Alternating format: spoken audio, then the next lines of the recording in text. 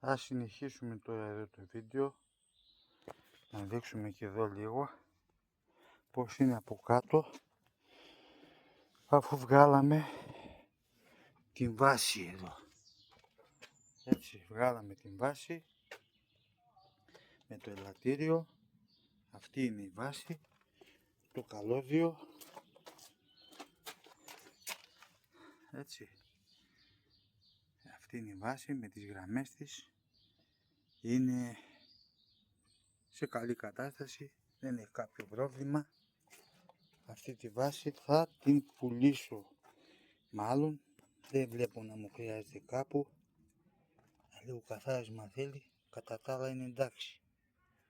Λοιπόν, την πουλήσουμε αυτή τη βάση μαζί με το κάθισμα επάνω, γιατί μπορεί να υπάρχουν κάποιοι που να μην θέλουν να περιστρέφεται η βάση ή και κάποιοι που να θέλουν να κάνουν την πατέντα και να περιστρέφεται με τον τρόπο που εξηγήσαμε, με τις βελτιώσεις που θα κάνουν, δηλαδή περιστρέφεται. Αλλά ως συνήθως αυτές τις βάσεις με το ελαττήριο τις παίρνουν, τις αγοράζουν από ό,τι είδα στο ίντερνετ, τις ψάχνουν άτομα τα οποία έχουν τέτοια οχήματα για επαγγελματικά, τα χρησιμοποιούν ως επαγγελματικά δηλαδή, για εργασία και κάνουν χιλιόμετρα αρκετά και έτσι αυτούς δεν τους ενδιαφέρει αν περιστρέφεται, οπότε ψάχνουν τέτοια καθίσματα με ελαττήρια γιατί είναι ξεκούραστα στο δρόμο. Οπότε μάλλον κάποιος θα την πάρει τώρα ή για τέτοια χρήση ή όπως είπαμε αν κάνει βελτιώσεις και την τοποθετήσει επάνω με κονσόλα. Τώρα πάμε να συνεχίσουμε εδώ, είπαμε τώρα, λύσαμε το χειρόφρενο. Έτσι, εδώ δύο βίδες που ήταν τις βγάλαμε, είναι αυτές εδώ, 18 νούμερο είναι, δύο ιδούλες. Λοιπόν, και τρεις βίδες από το χειρόφρενο, κάτσε τις βάλω εδώ πέρα πάνω, να μην πέσουν κάτω. Και αυτή εδώ είναι το πλαστικό, αυτή εδώ. Αυτή είναι από αλλού, δεν είναι από εδώ, άστιμη και αυτή. Λοιπόν, έχουμε βγάλει και το πόλο εκεί, βάλαμε ένα πανί για να μην έχουν κανένα βραχύκλωμα, ξέρω εγώ. Τώρα θα τοποθετήσω επάνω αυτήν τη βάση εδώ, τη βάση, να δούμε αν ταιριάζει. Ας κάνουμε ένα παύζι πάλι. Τώρα κατάλαβα τι πατάμε. Τόσο ώρα πατούσα λάθος εδώ. Το play και το pause πρέπει να πατάω. Και εγώ πατούσα το stop. Εντάξει, δεν πειράζει. Θα πρέπει να ενώσω τα βίντεο. Οκ. Λοιπόν, έχω βάλει τη βάση επάνω. Αυτή είναι η εταιρεία που είπαμε. Sportcraft. Έτσι, αυτό το κάθισμα είπαμε, δεν ξέρω άμα... Ναι, πρέπει να το είπα στο βίντεο. Ταιριάζει σε Citroën Jumper, Peugeot Boxer. Αυτή η βάση με το κάθισμα, έτσι. Peugeot Boxer, Opel Movano, σε Fiat Ducato φυσικά. Ταιριάζει και στο καινούργιο το Toyota που βγάλανε, το Max, το αυτό είπαμε ξεχνάω, δεν θυμάμαι πώς το λένε, και εκεί ταιριάζει. Σε αυτά τα σκάφη, αυτά είναι όλα ίδια, τα βγάζει η Fiat. Λοιπόν, πάμε τώρα εδώ, αυτό ταιριάζει εδώ, όλα καλά. Οι τρύπες είναι σωστές. Έτσι, εκεί είναι, μια χαρά. Θα μπουν πρόχειρα επάνω οι βίδες αυτές, εδώ, να βιδωθούν, να κρατάει λίγο, να μην μου φύγει, καθώς θα τοποθετήσω επάνω το άλλο το κάθισμα μαζί με την κονσόλα. Έτσι. Αυτή η βάση λοιπόν είναι λίγο πιο χαμηλή από εκείνη. 4 πόντους περίπου. Όσο είναι και η κονσόλα. Ωραία, μια βίδα φτάνει εδώ. Κρατάει, δεν μπορεί να φύγει. Κουνιέται αλλά δεν φύγει όμως. Άρα εντάξει είναι προς το παρόν. Πάω να πάρω τώρα άμα είναι την κονσόλα να τη βάλω πάνω, να δούμε και αυτό πώς λειτουργεί. Λοιπόν, έχω βάλει την κονσόλα έτσι πάνω πρόχειρα και έχω δει ότι εδώ έχει τις τρύπες με τα πάσα κανονικά, έχει εδώ τρύπες που έχουν πάσα μέσα και ταιριάζει το χειρόφρενο ακριβώς, εδώ, ταιριάζει ακριβώς. Για να δούμε. Τώρα η κονσόλα. Η κονσόλα. Εδώ έχουμε τις τρύπες της βάσης και εδώ της κονσόλας. Αυτά και τα δύο είναι ίδιας εταιρείας, έτσι. Και τα βάζουμε έτσι εδώ να δούμε. Ναι, ωραία. Με ένα χέρι λίγο δύσκολο. Εκεί. Πάνω κάτω εκεί είναι. Λοιπόν, άρα ναι, ταιριάζουν εδώ οι τρύπες και εδώ ταιριάζει. Τέλεια. Αυτό είναι. Αυτό είναι το σωστό. Έτσι παίρνουμε έγκριση από το κταίο. Θα μπουν εδώ οι βίδες. Κάπου έχω τις βίδες χωνευτές, δεν θυμάμαι που είναι. Πρέπει να ψάξω να τις βρω. Σε ένα σακουλάκι τις έχω. Θα μπουν οι βίδες αυτές οι χωνευτές εδώ. Θα μπει μια κόλλα ειδική που κολλάει τις βίδες και εκεί. Λοιπόν. Και αφού μπουν και οι βίδες εδώ, θα μπει και το κάθισμα μετά. Το οποίο βιδώνει και αυτό εδώ. Άρα τώρα αναφέρω άμα είναι το χειρόφρενο εδώ. Για να δούμε με το χειρόφρενο. Εδώ πέρα αν μπει το χειρόφρενο, αν θα έχω πρόβλημα στην περιστροφή, γιατί βλέπω πάλι θα έχω πρόβλημα. Για να δω. Ναι. Άρα αφού θα έχω πάλι πρόβλημα, λοιπόν τότε θα πρέπει να... Λοιπόν, από όσο είδα στο ίντερνετ, τα έχουμε μέσα, έχουμε.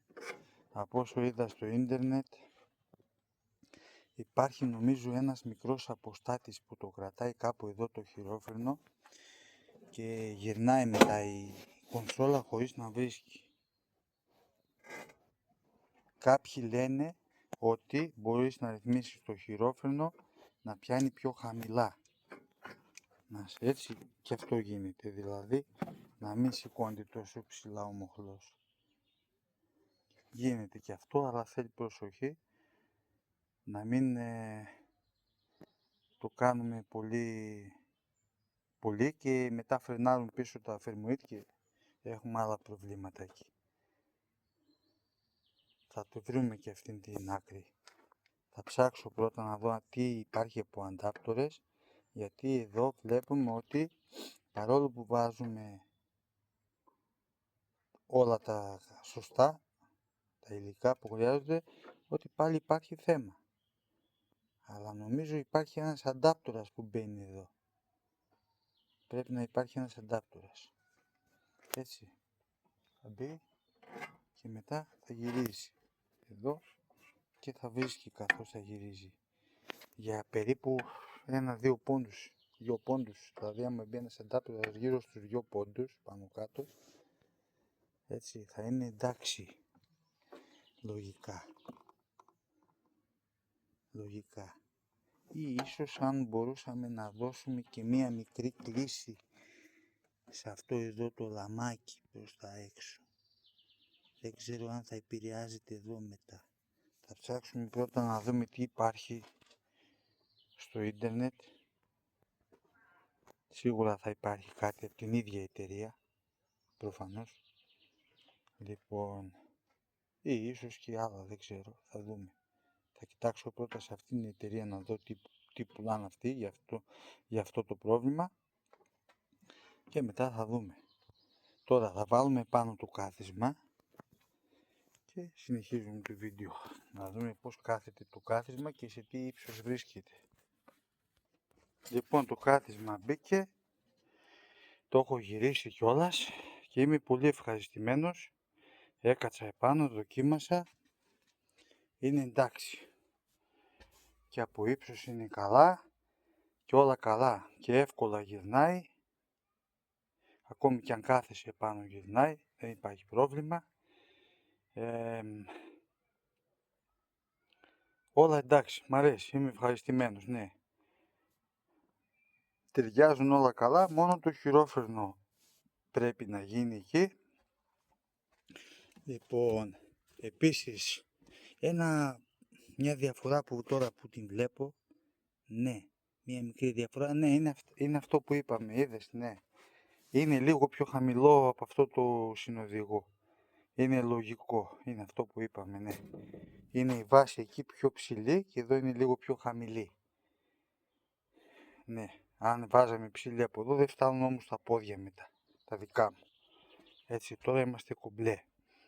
Γι' αυτό είναι λίγο πιο ψηλά από εδώ. Δεν πειράζει. Ίσως μελλοντικά να αλλάξουμε ή μπορεί και να μην κάνω και τίποτα. Τα αφήσω έτσι. Ο σκοπός ήταν να γυρίσει το κάθισμα, να είναι σωστά όλα, νόμιμα, να πάρουμε την έγκριση χωρίς προβλήματα και να είμαστε και ασφαλές φυσικά στο δρόμο. Λοιπόν, τώρα το κάθισμα είναι σωστό. Τώρα γυρνάει, έχετε ακριβώς την ίδια ευθεία που με αυτό εδώ θέλω να έρχεται, διότι εδώ θα πέφτει το κρεβάτι και μέρος από τα καθίσματα, όλο το κάθισμα δηλαδή, θα χρησιμοποιείται σαν μέρος του κρεβατιού. Και έτσι θα αξιοποιήσουμε περίπου 45 πόντους που είναι αυτό εδώ. Πολύ ωραία. Αυτός ήταν ο σκοπός εξ αρχής, να γυρνάνε αυτά για να έχουμε μεγαλύτερο κρεβάτι κατά μήκος του οχήματος και να μην κοιμόμαστε κατά φάρδος, αλλά κατά μήκος να κοιμάμε βασικά. Λοιπόν, τι άλλο ήθελα να πω.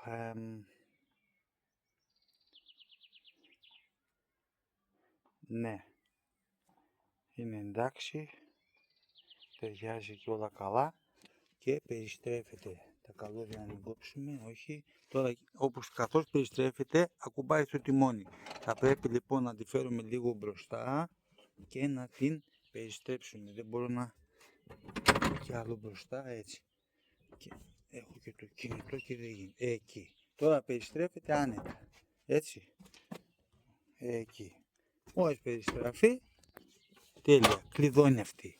Την πάμε πίσω στη θέση που θέλουμε και είναι όλα εντάξει. Αυτό ήταν. Άρα αυτά τώρα θα πρέπει να μπουν τα καλώδια στη θέση τους, να μπουν σωστά οι βίδες στη θέση τους, να καθαριστεί και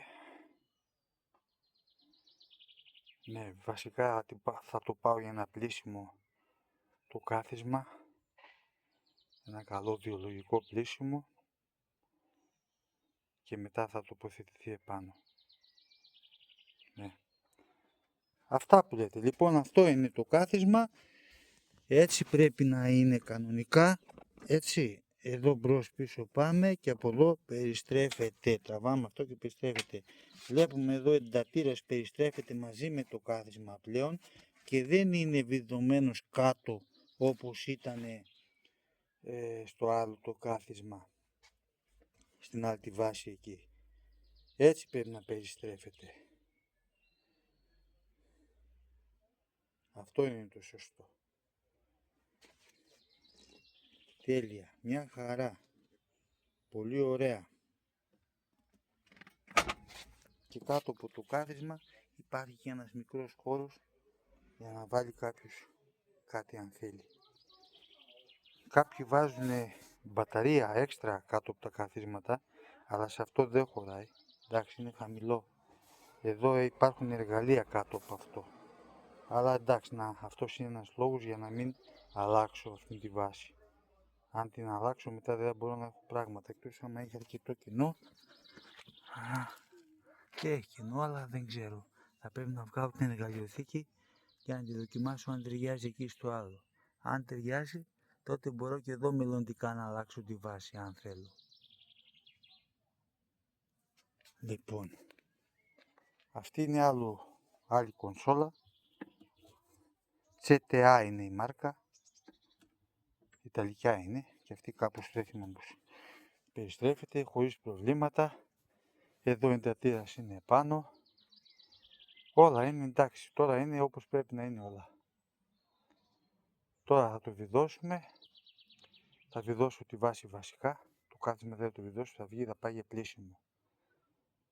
Έτσι που λέτε. Αυτά και θα συνεχίσω και με άλλα βίντεο. Σιγά σιγά. Ακόμα είμαι χάλια εδώ. Φτιάχνω. Το όχημα είναι ένα Fiat Ducato. Είναι του Lambda 2H2, έτσι λέγεται εδώ, στη Γερμανία. 5,45 μήκος. Το ψηλό είναι χωράς όρθιος επάνω. Έχω κάνει ήδη μια προεργασία για να φτιάξω μονώσεις και τα σχετικά. Λοιπόν, αυτό το όχημα ήταν 9 θέσιο. Στην άδεια είναι 9 θέσιο και στην Ελλάδα έρχεται ως ΙΧ. Έχω ψάξει, έχω μιλήσει με εκτελονιστές και κάποια στιγμή, εάν χρειαστεί να έρθω πίσω, θα μπορώ να το φέρω μαζί σαν ΙΧ το όχημα, με 9 θέσιο. Σαν 9 θέσιο. Απλά θα πρέπει, αν κάποιος θέλει να το χρησιμοποιεί σαν πώς το λένε, αυτοκινούμενο, θα πρέπει ό,τι πράγματα φτιάξει μέσα να αφαιρούνται εύκολα και όχι με εργαλεία. Θα πρέπει να αφαιρούνται, π.χ. να είναι με ημάντες δεμένα ή με βίδες οι οποίες ξεβιδώνουν με το χέρι, πεταλούδες, δεν ξέρω πώς λέγονται ακριβώς. Έτσι πρέπει να είναι τα έπιπλα που θα έχει μέσα. Και έτσι είναι νομιμότατος, γιατί θεωρούνται φορτίο τα πράγματα που έχεις επάνω. Αυτό είναι ΙΧ δηλαδή. Αυτό. Τέτοια οχήματα χρειάζεται ο κόσμος στην Ελλάδα, με άδεια ΙΧ όμως. Δυστυχώς δεν υπάρχουν πολλά.